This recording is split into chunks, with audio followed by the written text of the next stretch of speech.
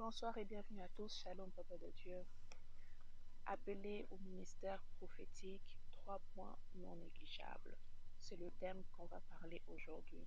En tout cas, ce thème est inspiré de certaines choses que nous voyons actuellement au sein de la société qui parfois peut nous faire mal, mais bon, je trouve que c'est quand même utile que je puisse partager ce message afin d'essayer de soutenir, de réconforter et d'orienter certaines personnes qui sont dans le ministère prophétique ou même qui aspirent au ministère prophétique. Lorsque je dis ministère prophétique, ce message, c'est vrai que ça concerne les prophètes, bien entendu, mais pas que les prophètes, toutes les autres personnes qui ont également le don de prophétie. Ce message vous concerne également. Alors si tu as un ministère prophétique, mais que tu n'as pas encore commencé cela, ce message, je pourrais dire, ça tombe à pic parce que ça va te permettre quand même d'avancer, d'entrer dans ce ministère avec les connaissances nécessaires, avec quand même une certaine mise en garde pour ne pas être surpris lorsque certaines choses vont arriver. Alors, premier élément, première mise en garde ou comment je pourrais dire... Premier élément non négligeable, si tu as un appel au ministère prophétique, la première des choses que tu dois savoir, ne te préoccupe pas du fait que les gens ne croient pas à ton message.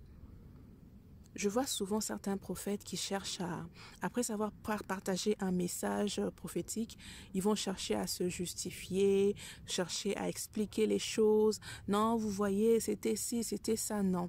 Si tu es un prophète, tu as un appel au ministère prophétique, c'est que tu dois faire, essaie de te contenter de partager simplement le message. N'enlève pas, ne rajoute pas. Partage le message. Les personnes qui vont croire, gloire au Seigneur, et ceux qui ne vont pas croire à ton message, tant pis pour eux, tant pis pour elles, je dirais. Toi, fais simplement, contente-toi simplement de partager le message que tu as reçu de la part du Seigneur. Ne cherche pas à forcer les gens à croire à ton message, ne cherche pas à t'expliquer, à te justifier chaque fois. Dernièrement, j'avais partagé un message sur mes réseaux, j'ai partagé et le message en question, c'est arrivé que ça s'est concrétisé. Il y a une personne qui m'a appelé pour me dire « Ah, maman Stella, tu avais dit ça et ça s'est passé. Retourne sur ta page et va un peu expliquer que oui, genre, j'avais dit ça et c'est arrivé. » J'ai dit à cette personne-là « Non. Non, moi, je ne fonctionne pas comme ça.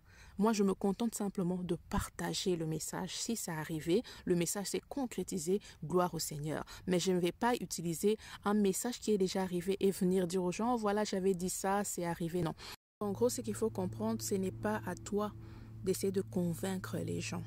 Ce n'est pas à toi d'essayer de te justifier, non. Il faut juste comprendre que toi, tu es un outil, un instrument entre les mains de Dieu. Si ça arrive, toute la gloire appartient et doit revenir à Dieu. Ça, c'était le premier point. Deuxième point, certains vont te traiter de fou. Je vais prendre l'exemple de Noé. Lorsque Noé est aussi un prophète, lorsqu'il commençait à construire l'arche pour le déluge, il disait que le déluge allait arriver, il doit construire l'arche, patati patata. Les gens le prenaient pour un fou. Il passait vraiment pour un fou, alors que c'était une personne révélée, c'était une personne inspirée, divinement inspirée. C'était une personne qui était en train d'agir par rapport au message qu'il avait reçu, par rapport au message divin qu'il avait reçu, aux instructions divines qu'il avait reçues. Mais aux yeux des hommes, aux yeux des humains, il passait pour un fou. Donc aujourd'hui, ce qui s'est passé dans la Bible, même aujourd'hui, ça peut se passer dans le sens où certaines personnes ne vont pas directement comprendre ton message. Ils ne vont pas directement digérer ton message. Peut-être certains comprendront plus tard, mais ça risquerait d'être trop tard. Mais entre-temps, cela ne va pas les empêcher de te cataloguer, de t'insulter, de te traiter de fou, de te traiter de tous les noms. Le troisième et dernier point qui me tenait à cœur de pouvoir partager par rapport à cette thématique. Troisième point, si tu as un appel au ministère prophétique ou si tu es déjà prophète, ne cherche pas à plaire aux hommes. Sache que le moment ou le jour où tu vas chercher à commencer à plaire aux hommes, c'est en ce moment-là que tu risqueras d'être perdu. La personne qui t'a appelé, c'est Dieu, ce n'est pas les hommes. Et il faut savoir que être prophète, apporter le message inspiré de Dieu, c'est une lourde responsabilité. C'est une très lourde responsabilité parce que ce que les gens oublient, il y a aussi le revers de la médaille. Les gens peuvent voir la partie intéressante, mais il y a aussi le revers de la médaille. Rappelez-vous, dans la Bible, il y a même certains prophètes qui ont été coupés en deux, d'autres qui ont été persécutés, poursuivis. Et aujourd'hui aussi, il y a plusieurs attaques spirituelles qui peuvent arriver, beaucoup de choses. Vous pouvez être vraiment vilipendé. Il y a beaucoup de choses qui peuvent arriver. Donc, c'est un ministère qui a une très lourde responsabilité. Et si tu as cet appel-là, c'est que tu dois faire. Cherche toujours à faire les choses selon la volonté de Dieu.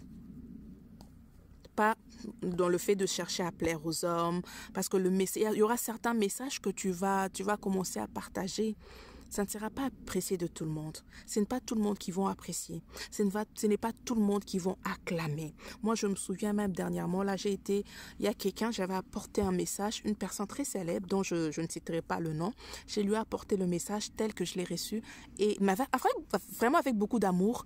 Avec beaucoup d'amour, j'ai vraiment fait de telle sorte que ce message puisse lui arriver d'une bonne manière, d'une manière privée, d'une manière respectueuse. J'ai mis tous les gants qu'il fallait, mais la personne a fini par me bloquer.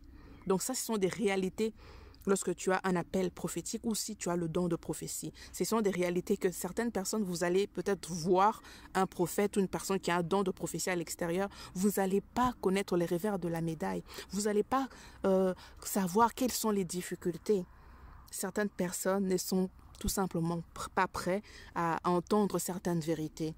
Il faut qu'on se le dise, certaines personnes ne sont pas prêtes à changer, certaines personnes ne seront jamais prêtes à entendre certaines vérités. Ils vont se sentir comme s'ils sont exposés, comme si, voilà, chacun prend les choses à sa manière. Vous savez, l'être humain est quand même assez compliqué, mais c'est que tu dois faire par-dessus tout. Ne cherche pas à plaire aux hommes. Cherche toujours à faire les choses selon la volonté de Dieu, même si, peu importe ce que ça va te coûter. Peu importe ce que ça va te coûter, parce qu'au final, la personne qui va te récompenser, c'est Dieu, ce n'est pas les humains.